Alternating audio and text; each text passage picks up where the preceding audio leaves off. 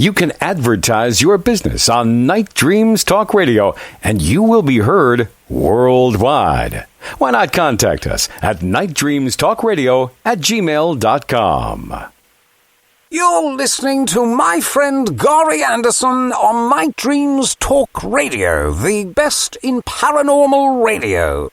Now, John, cut that out. I'm not the best, but I am on the radio. We're talking about, with Ron tonight, we were just talking about a stone. It has a lot of carvings on it that is really ancient, and I was really shocked that even somebody found it, even looking for agates, because, you know, how many... I mean, unless you got great eyes, I mean, average person would have just seen that and not even realized the value of this stone. Are you still here, Ron? I'm still here, Gary. Yeah, I'm just amazed, and going back to the stone for a minute, that somebody had enough eye to even catch it, because the average person walking on a shore of any water, looking for agates or looking for anything, probably would have just glanced at it and not even gave it a thought.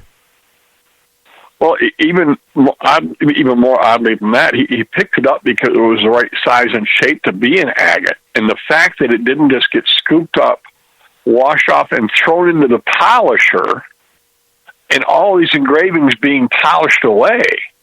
It was the fact this thing even exists is just astronomically impossible, but there it is. Yeah, I mean, I'm just amazed. And again, you need to check the stone out on his website.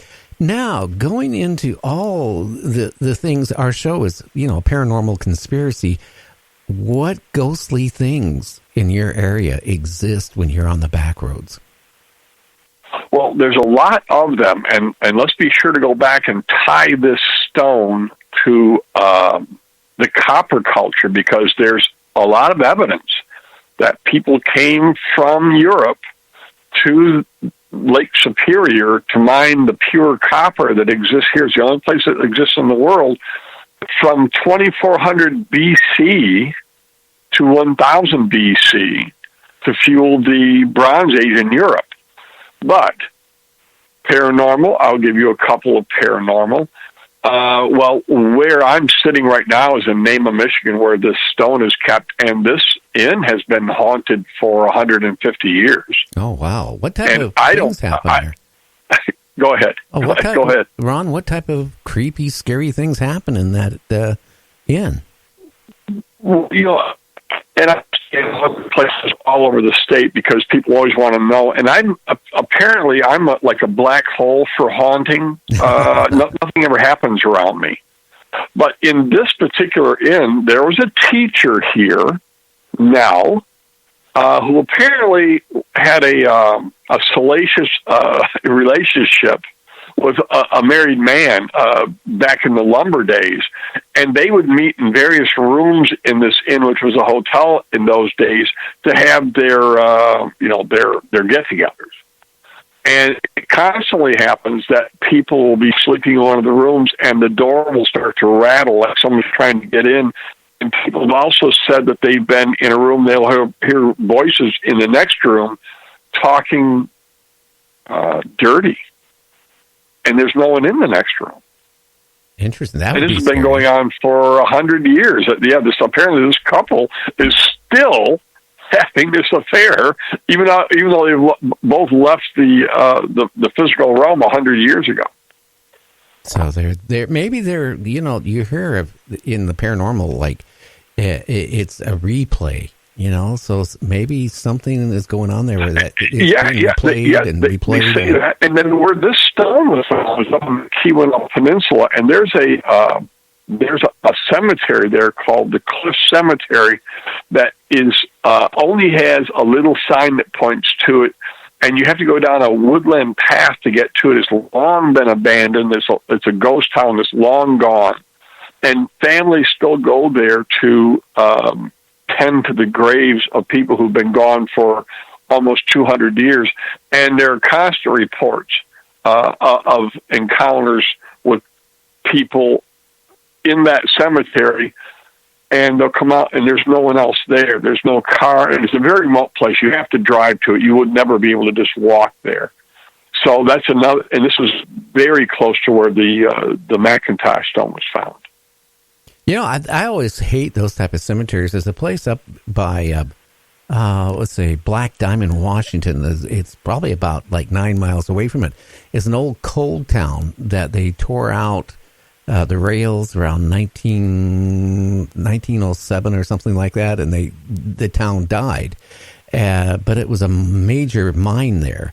But, you know, I was up there looking, you know, years ago when I was younger, you know, bottles and stuff like that, which I found a lot of medicine bottles and in alcohol bottles buried. But I ran across the cemetery, and I'll tell you what, when you run across a cemetery that nobody's been into for close to 100 years, it's really eerie. It actually is. And there's a town that, there's a ghost town down near Grayling, Michigan, in the lower peninsula of Michigan, which looks like a mitten. And up near the middle part of the top of the mitten, there's this town called Piercini. It's probably pronounced Piercini in French, but we call it Piercini. But the interesting thing about this town was, in the lumber days, in you know, when the lumber boom was going on, we were cutting down the huge trees. This was a big community. 1,500 people lived there. And it was at just where the railroad went through, and diphtheria struck. And then 4 years later, diphtheria struck again. And in a period of 4 years, the population went from 1,500 to 45. Oh, wow. People. And the graveyard there will have these series of gravestones that will have all these children from one family. And people who go there are constantly talking about handprints on their car windows and voices, because this is a place that, I mean, this is a tremendous tragedy to have, you know, 99% of the community wiped out in a 4-year period, and they were all families. So it was not like there were travelers going through. So it's one of the most volatile places in the lower peninsula of Michigan for paranormal activity. So what you're saying that people go there and they would have handprints of like little kids on the back of the cars? Yeah, they'll come back to their car window and there'll be a handprint on their car window of children. And here is laughing off, and there's nothing there. I mean, it's even, you know, mostly the graveyard is even gone, but the area is still pretty clear. Nothing seems to grow back there, so people know where the town was. Yeah, very, very, very eerie. It sounds like it. You know, I hear, you know, things like where, you know, like a train track, where a school bus one time got hit by a train. It was full of little kids. And there were stories about, you know, like if a car would, you know, all of a sudden go over the train track and it would stall, and a train would be coming, and it was like all of a sudden it was like, you know, it gets pushed over the tracks. Like, you know, little kids are pushing it over. Well, there's a train story here in Michigan, which I think is one of the best ones that we have. There's a little town called Evart, Evart. You can Google this up, use your favorite Google. And the graveyard there is known for having tombstones that glow on certain nights. Now, here's the thing about that. I heard about it years ago, and I went and investigated it several times. I've never seen the tombstones glow myself. But the interesting thing about this story is that the very first reports of the tombstones glowing are from the early 1800s. And the story is that a brakeman on the railroad that went through there brought his son with him on one of his last trips, getting ready to retire. And he got to the end of the road, and now Ron, somewhere along. You're breaking up. Have you moved at all or anything like that? Your signals. No. How's this? That's better. How's this? That's better. Yeah, we're having some problems with weather here. We've been having this problem all day. But the story is that the brakeman went back looking for his son, and it's the glow from his lantern that makes the tombstones glow.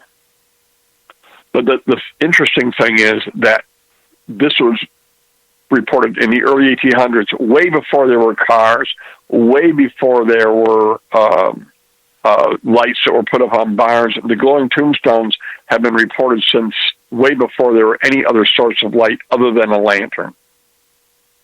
That's very interesting.